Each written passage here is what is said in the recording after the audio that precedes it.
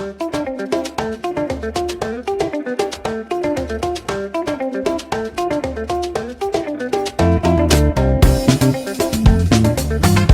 Friends, SPR wheels travel சேனலுக்கு வரவேற்கிறோம். மேலும் ஒரு வீடியோவுடன் உங்களை மீண்டும் சந்திப்பதில் மிகவும் மகிழ்ச்சி.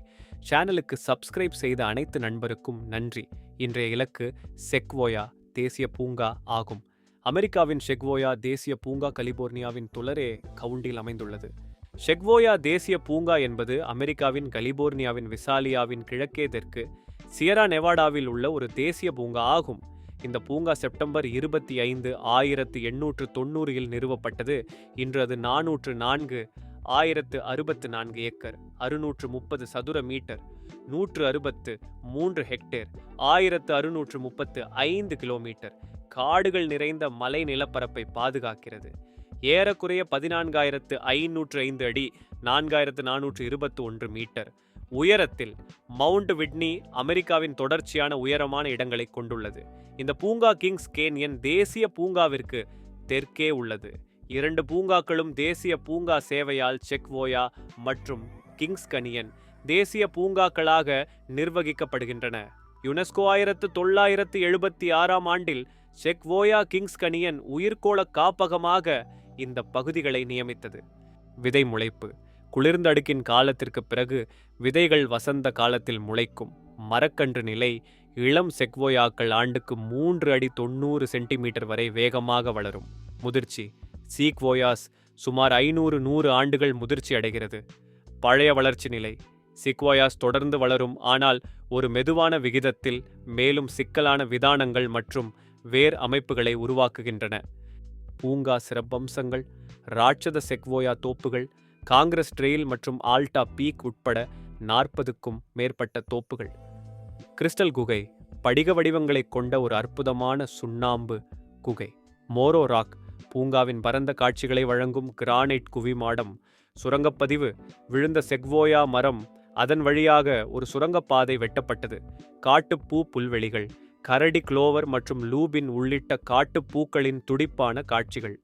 முன்னாட்டில் உயரமான இடங்களில் 5,500 முதல் 9,902 மீட்டர் உயரத்தில் நிலப்பரப்பு மலை காடுகள் ஆதிக்கம் செலுத்தும் ஊசி இலையுள்ள பெல்ட் ஆகிறது. இங்கு பாண்டரோசா, ஜெஃப்ரி, சர்க்கரை மற்றும் லாட்ஜ்போல் பைன் மரங்களும் ஏராளமான வெள்ளை மற்றும் சிவப்பு ஃபிர் மரங்களும் உள்ளன. பூமியில் வாழும் மிகப்பெரிய ஒற்றை தண்டு மரங்களான ராட்சத சீக்வோயா மரங்களும் இங்கு காணப்படுகின்றன. மரங்களுக்கு இடையில் வசந்தகால மற்றும் கோடை பனி உருகுவது சில நேரங்களில் பசுமையான மென்மையானது புல்வெளிகளை உருவாக்குகிறது. இந்த பகுதியில் பார்வையாளர்கள் பெரும்பாலும் கழுதை மான், டக்ளஸ் அணில் மற்றும் அமெரிக்க கருப்பு கரடிகளை பார்க்கிறார்கள். அவை கவனக்குறைவாக பார்வையாளர்கள் விட்டுச் செல்லும் உணவை சாப்பிடுவதற்காக சில நேரங்களில் கவனிக்கப்படாத கார்களை உடைக்கின்றன. இந்த பூங்காவில் பிகார் நாடுகளை மீண்டும் அறிமுகப்படுத்த திட்டமிடப்பட்டுள்ளது. பல பூங்கா பார்வையாளர்கள் 1700 அடி 520 மீட்டர் உயரத்தில் உள்ள ஆஷ் மவுண்டனில் உள்ள 3 நதிகள் நகரத்திற்கு அருகில் உள்ள அதன் தெற்கு நுழைவாயில் வழியாக செக்வோயா தேசிய பூங்காவிற்குள் நுழைகின்றனர். ஆஷ் மலையைச் சுற்றியுள்ள தாழ்வான பகுதிகள், நீல ஓக் வனப்பகுதிகள், மலையடிவார சப்ரல், புல்வெளிகள், யுக்கா செடிகள் மற்றும் செங்குத்தான லேசான நதி பள்ளத்தாக்குகள் ஆகியவற்றைக் கொண்ட தேசிய பூங்கா சேவையால் பாதுகாக்கப்பட்ட கலிபோர்னியா அடிவார சுற்றுச்சூழல் அமைப்பை கொண்டுள்ளது. பருவகால வானிலையானது அடிவாரம் முழுவதும் நிலப்பரப்பை மாற்றுகிறது. இந்த பகுதியில் பொதுவாக மான்கள் காணப்படுகின்றன. மேலும் அரிதாக தனிமையான மலை சிங்கங்கள் மற்றும் பசிபிக் மீனவர்களும் காணப்படுகின்றனர். கடைசியாக கலிபோர்னியா கிறிஸ்லி இந்த பூங்காவில் 1922 குதிரை கோரல் புல்வெளியில் கொல்லப்பட்டது. கலிபோர்னியா பிளாக் ஓக் என்பது சப்ரல் மற்றும் அதிக உயரமுள்ள ஊசியிலையுள்ள காடுகளுக்கு இடையே ஒரு முக்கிய மாறுதல் இனமாகும். பூங்காவின் பெரும்பகுதி சாலையற்ற வனப்பகுதியாகும். பூங்காவின் எல்லைக்குள் சியரா நெவாடாவை எந்த சாலையும் கடக்கவில்லை. செக்வோயா மற்றும் கிங்ஸ் கேனியன் தேசிய பூங்காக்களில் 84% வனப்பகுதியாக குறிப்பிடப்பட்டு கால் அல்லது குதிரை மூலம் மட்டுமே அணுக முடியும். பெரும்பான்மையானது 1984 செக்வோயா கிங்ஸ் கேன்யன் வில்டர்னஸ் என நியமிக்கப்பட்டது. மேலும் தென்மேற்கு பகுதி 2009 ஜான் கிரெப்ஸ் வனப்பகுதியாக பாதுகாக்கப்பட்டது. இந்த பூங்கா அதன் ராட்சத சீக்வோயா மரங்களுக்கு குறிப்பிடத்தக்கது.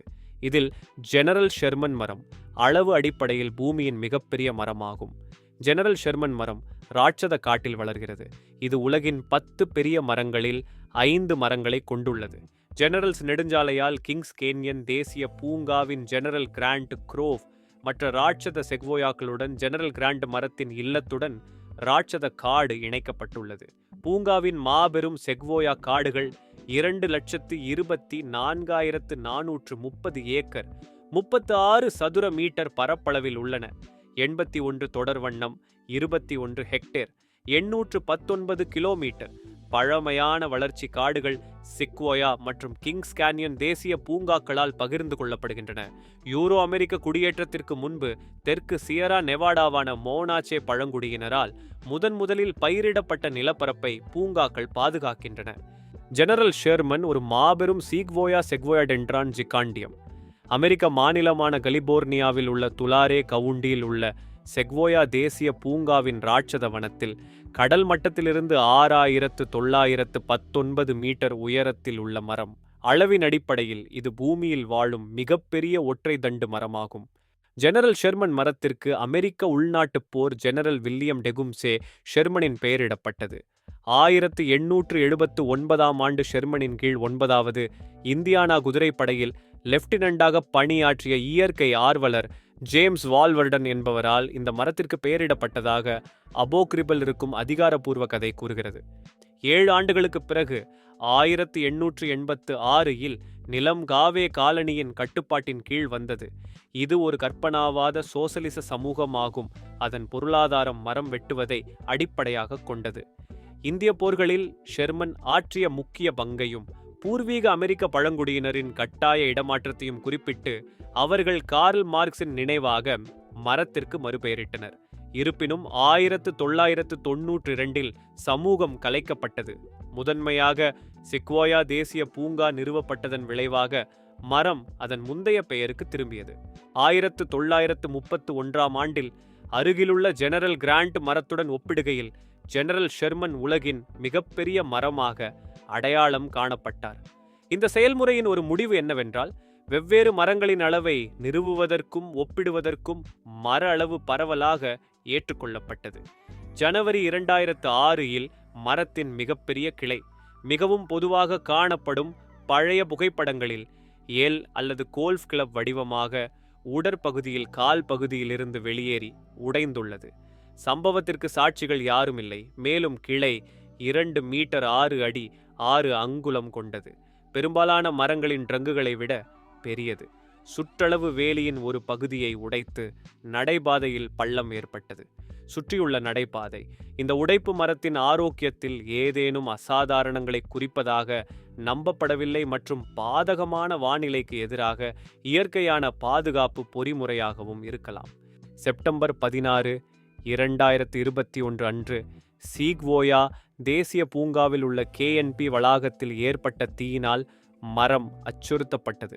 காட்டுத்தீயானது ஜெனரல் ஷெர்மன் மரத்தை நெருங்கினால் பூங்கா மற்றும் தீயணைப்பு பணியாளர்கள் மரத்தின் அடிப்பகுதியை ஒரு பாதுகாப்பு படலத்தில் போர்த்தியுள்ளனர். ஜெனரல் ஷெர்மன் தற்போது வாழும் மிகப்பெரிய மரமாக இருந்தாலும் இது வரலாற்று ரீதியாக பதிவு செய்யப்பட்ட மிகப்பெரிய மரம் அல்ல. லிண்ட்சே கிரீக் மரம் 90,000 அடிக்கு மேல் ஜெனரல் ஷெர்மனின் அளவை விட 2500 கன மீட்டர்கள் 1905 ஒரு புயலால் வெட்டப்பட்டது. 1944 நடுப்பகுதியில் கலிபோர்னியாவின் ட்ரினிடாட் அருகே உள்ளது. 15 முதல் 25% அளவு பெரியதாக இருக்கும் என்று மதிப்பிடப்பட்டுள்ளது. அதேபோல் மதர் ஆஃப் தி ஃபாரஸ்ட் மற்றொரு ராட்சத செக்வோயா வரலாற்று ரீதியாக மற்ற 2 வரலாற்று மற்றும் மிக பெரிய ராட்சத சீக்வோயாக்களை விட பெரியதாக இருக்கலாம்.